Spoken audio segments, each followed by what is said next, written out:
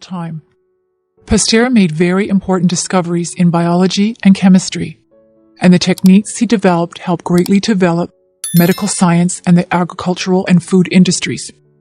Pasteur was born in a small town in France during the year 1822.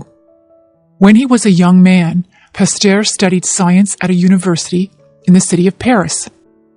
He soon did some excellent work in chemistry, and later began his famous study of germs. Pasteur was one of the first scientists to understand that many diseases could be caused by extremely small invisible organisms.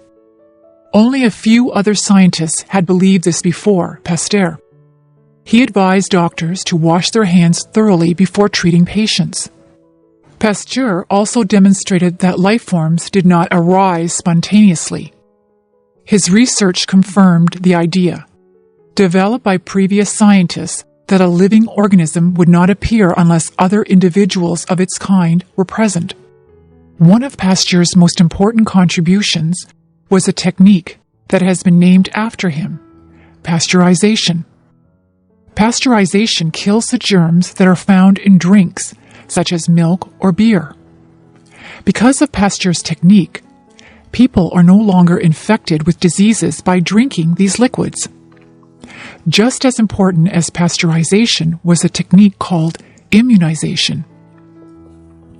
Pasteur found that a person or animal could be made safe or immune from a disease by injecting the person with some weakened germs that cause the disease.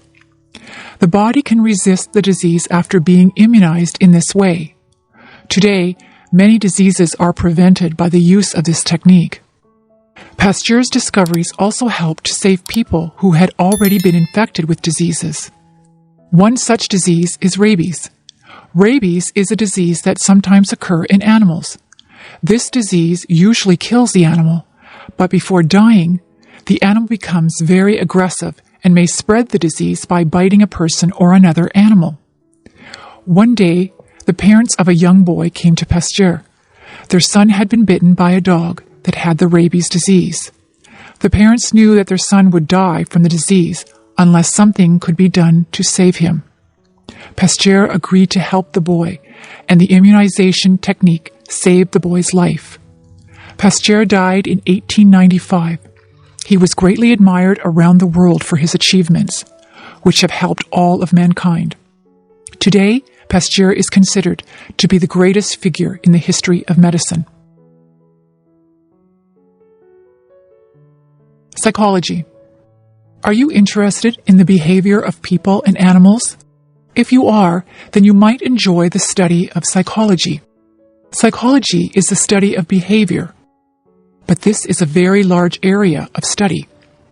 There are several different branches of psychology, each of which studies a different aspect of behavior. Social psychologists study interactions among people. For example, a social psychologist might try to learn about the situations that cause people to behave aggressively. Another question studied by social psychologists is why certain people become attracted to each other. One of the interesting problems in social psychology is conformity. What causes people to behave in the same way and to follow what others do and say? Cognitive psychologists study thinking, memory, and language. One problem studied by cognitive psychologists is how people remember numbers. For example, what is the best way to memorize some numbers? Is it better to repeat the numbers to oneself or try to attach some meaning to these numbers? A cognitive psychologist might also study language. For example, why can young children learn a second language so quickly and easily? Cognitive psychologists are also interested in the ways that people learn to solve problems, such as finding a new place. Clinical psychologists study mental illnesses. For example, clinical psychologists might try to find out the causes of depression and to figure out ways of helping people who are depressed. Other clinical psychologists might study the behavior of people who suffer from addiction to drugs so that this problem can be prevented and treated. Another topic of interest to clinical psychologists is violent behavior. It is very important to find ways of preventing violence and to change the behavior of persons who act violently. Some psychologists are interested in the measurement of psychological characteristics. For example, psychologists might develop tests to assess a person's intelligence, personality traits, or interests. These tests can be used to help people make decisions about education, occupation, and clinical treatment. Psychologists who study the behavior of animals are called ethologists. Ethologists often go into the wilderness areas to watch the activity of birds, fish, or other animals. These psychologists try to figure out why it is that some animals have instincts for various behaviors, such as parenting, mating, or fighting. Some ethologists have learned very much about the unusual behaviors observed in many animals. These are only a few of the many areas of psychology. Truly, psychology is one of the most interesting areas of knowledge. Video designed by English7levels.com. Corruption. When an official of a government or business is acting dishonestly, we say that this person is corrupt. Corruption is a serious problem in many countries around the world. There are several different kinds of corrupt practices, including bribes, kickbacks, nepotism, and embezzlement. A bribe is a payment of money or some other benefit in exchange for a decision that would not otherwise be made. For example, an accused criminal might bribe a judge so that the judge would make a decision of not guilty. Another example is that a business owner might bribe a government official so that the official would allow the construction of very unsafe buildings. A kickback is similar to a bribe, except that the official receives some part of the money in a dishonest business deal. For example, governments sometimes decide which company should build a road. A company might offer money to a government official who makes the decision, so that this company will be chosen, even if it's not the best company for the job. Nepotism happens when an official unfairly gives advantages to his or her relatives. For example, a government official might hire a brother or sister to do a job, even though other people would be much better qualified for that job. Of course, all of us want to help our relatives, but it is wrong to do this at the expense of the public. Embezzlement happens when an official secretly steals some money from a company or government. For example, a manager at a company might secretly move some of the company's money to his or her own bank account, and that manager might lie about his or her expenses in order to receive more payment from the company. Corruption has very bad effects on people in several ways. Sometimes it can lead to very dangerous situations. One example of this is when unsafe construction projects are approved by officials who have been bribed. Another example is when criminals are freed as a result of bribes. Also, a country's economy can be damaged by corruption. For example, if companies must pay bribes in order to do business, then they may decide to leave the country. Also, if people's tax money is stolen by corrupt officials, this makes the people poorer. In addition, when company officials are corrupt, it makes the company less able to compete with other companies. How can corruption be stopped? An important step is for each person to decide not to act in ways that are corrupt. People must agree to take this problem seriously. Also, each company and each government must have strict rules about corruption. It must be very clear to all employees, from the lowest to the highest, that corruption is totally unacceptable. Canada, provinces and territories. Canada is one of the largest countries in the world.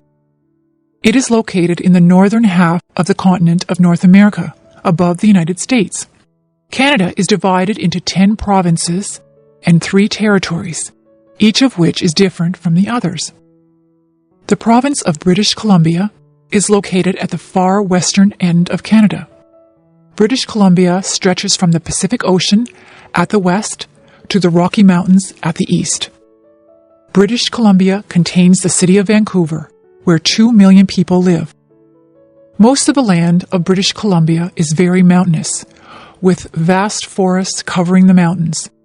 In British Columbia, forestry is an important industry, providing wood for people around the world. Moving east from British Columbia, the next provinces are Alberta, Saskatchewan, and Manitoba. These are known as the Prairie Provinces because they are mostly made of flat, grassy land called prairie.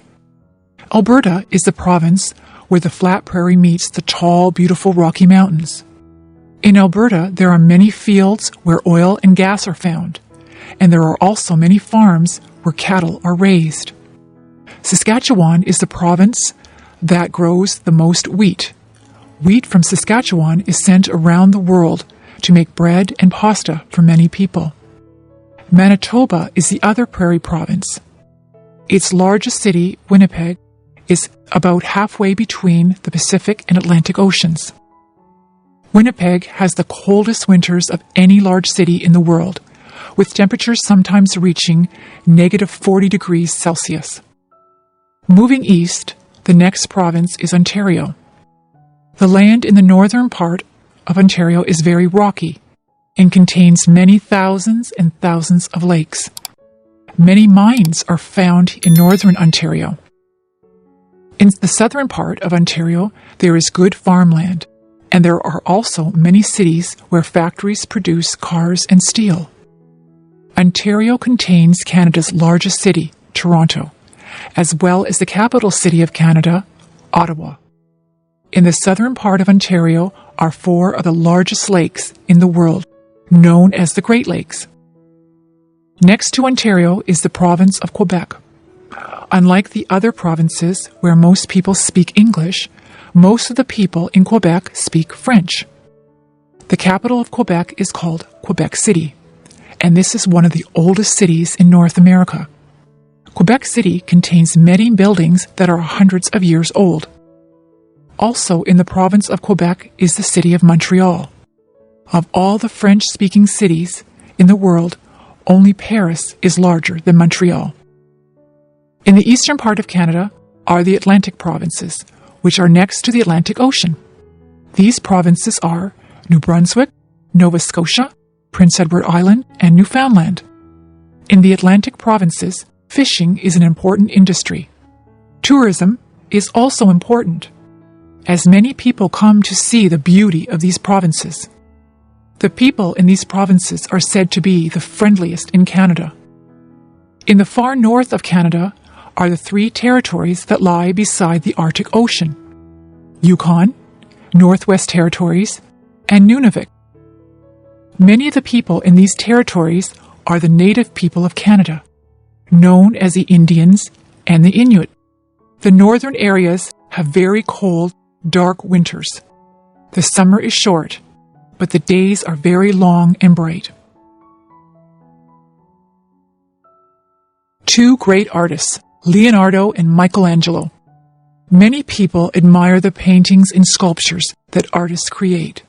Some very beautiful paintings and sculptures were created by 2 men who lived in the same country at the same time.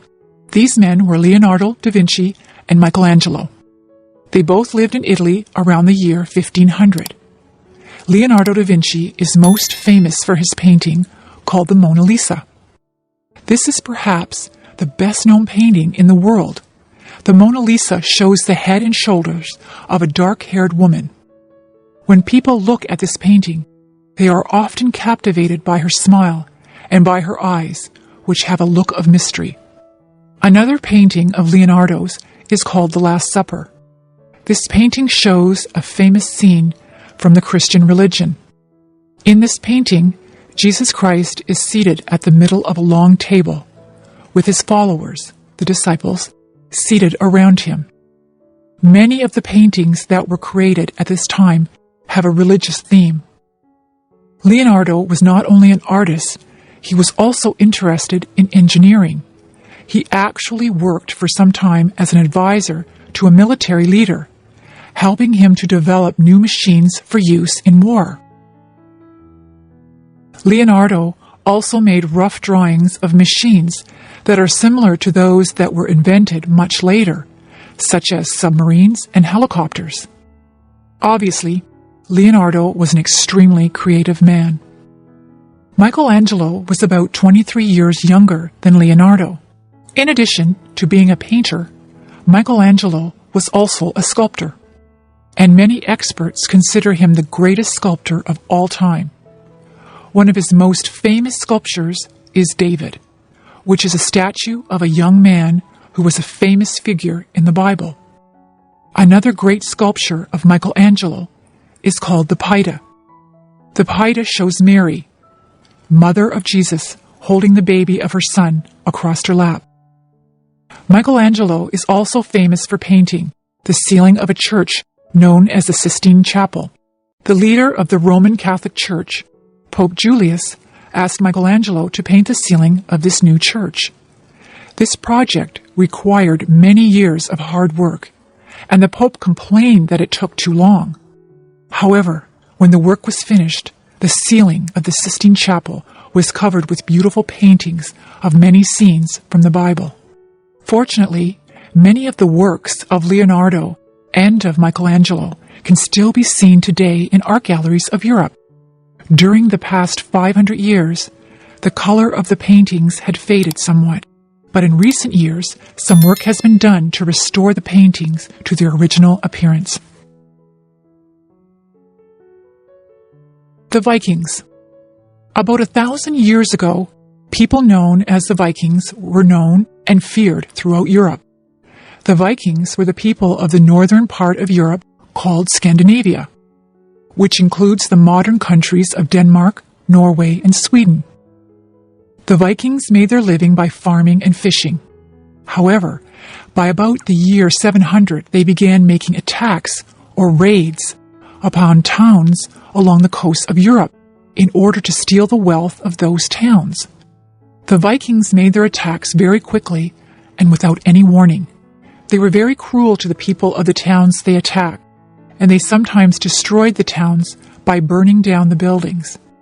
In some parts of Europe, the local kings would often fight against the Vikings.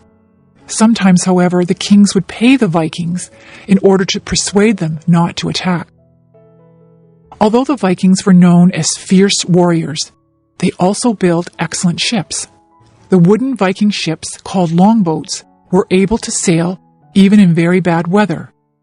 Many Viking longboats were about 20 meters long, but some were nearly 90 meters long. The Viking sailors used both sails and oars to move their ships. The Vikings traveled across a large area. They made many of their attacks in Britain, France, and Germany, but sometimes sailed south into the Mediterranean Sea. Other Vikings moved to the east and then south along the rivers of Russia. Some even went as far as the area that is now the country of Turkey. In some places, the Vikings decided to stay. Many Vikings settled in England and in France, and eventually they mixed with the local people. Other Vikings settled in Russia and also mixed with the people there. The most famous travels of the Vikings were in the Atlantic Ocean. Vikings sailed westward to the island of Iceland, where many of them stayed. Today, the people of Iceland were descended from the Vikings. Some Vikings sailed further west to the cold island of Greenland. Vikings lived in Greenland for several generations, but eventually they died out. Some Vikings had gone even further west and reached the Canadian island of Newfoundland. The Vikings only stayed for a few years, but they had reached North America about 500 years before Christopher Columbus. Gradually, the Vikings became converted to the Christian religion. They also stopped raiding the towns of Europe, and instead of fighting, they began trading with their neighbors. Today, the Scandinavian countries are known as very peace-loving nations. William Shakespeare. There has been many great writers in the history of English literature, but there is no doubt about which writer was the greatest. Many people consider William Shakespeare to have been the best writer who ever lived. William Shakespeare was born in the town of Stratford, England, in the year 1564. When he was a young man, Shakespeare moved to the city of London, where he began writing plays. His plays were soon very successful, and were enjoyed both by common people of London and also by the rich and famous. In addition to his plays, Shakespeare wrote many short poems and a few long poems. Like his plays, these poems are still famous today.